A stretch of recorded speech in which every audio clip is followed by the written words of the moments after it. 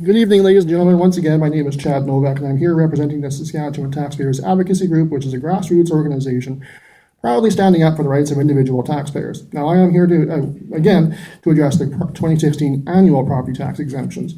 As I said before, a common theme you're going to hear from me this evening is the concept of providing fair and equitable treatment of all taxpayers in Regina. To that extent, I feel strongly that the entire listing of annual property tax exemptions, and more specifically the policy behind it, needs to have a thorough review and a complete overhaul. A quick review of the list of properties subject to exemption will show you what I mean. There are some sporting organizations receiving tax exemptions where others are not. There are some cultural organizations on the list where others are not. And there are some nonprofit organizations on the list where others are not. Now, to me, this suggests one of two things. Either the treatment of all applicable groups is not being applied fairly, or, more likely, not all organizations that may be eligible for a tax exemption are aware that they could apply and be granted an exemption. Tonight, we've seen a prime example of this with the Saskatchewan Multicultural Centre Association. Their worthwhile cultural organization has paid property taxes for decades, and now only when they are in financial dire straits they have applied for an exemption. At first, administration recommended denial, but thankfully the Finance Administration Committee not only saw this as a fair request, but also recommended approval of the exemption request for at least 3 years.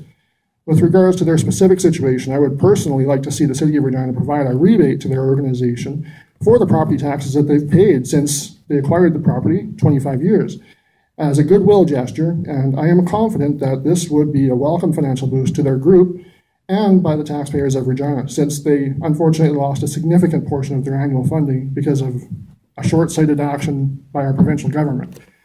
We desperately need a complete overhaul of our policies for property tax exemptions, so there isn't any further confusion by any community groups as to their qualification for such exemptions.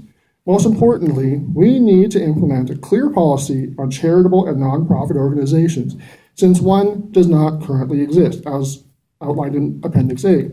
Now, further to this, we also need to implement an ability to pay clause into these exemptions, because as we've seen in recent years, there are organizations receiving continued property tax exemptions simply because that's the way we've done it in the past, even though their financial circumstances could have changed significantly from when they first applied for their exemption. One glaring recent example was the Saskatchewan Roughriders, who in the 1990s, we were all aware, most certainly needed a hand up from anywhere they could get it.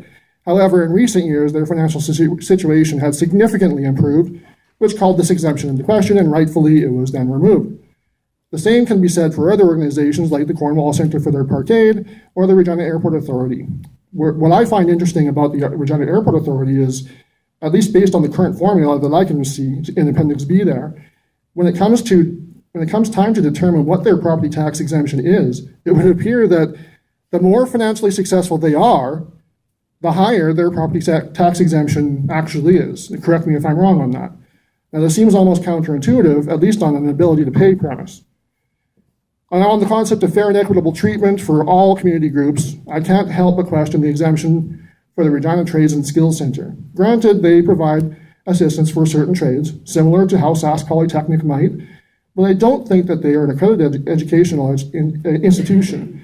Not to take anything away from their ability to help the construction industry, but they are nothing more than a glorified training room at a construction company, as shown by their Who We Are section of their website, as I outlined in the Appendix C.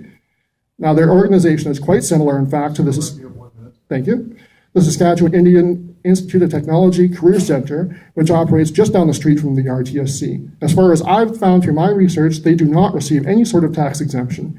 My question for you then is, why is this, and what can we do to level the playing field for all groups?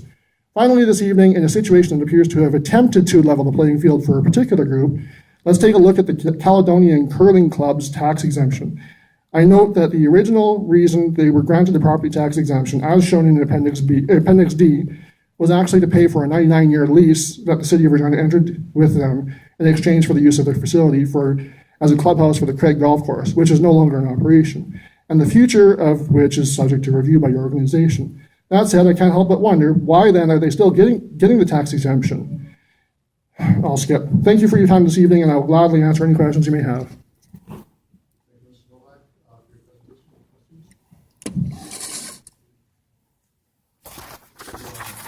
Thank you.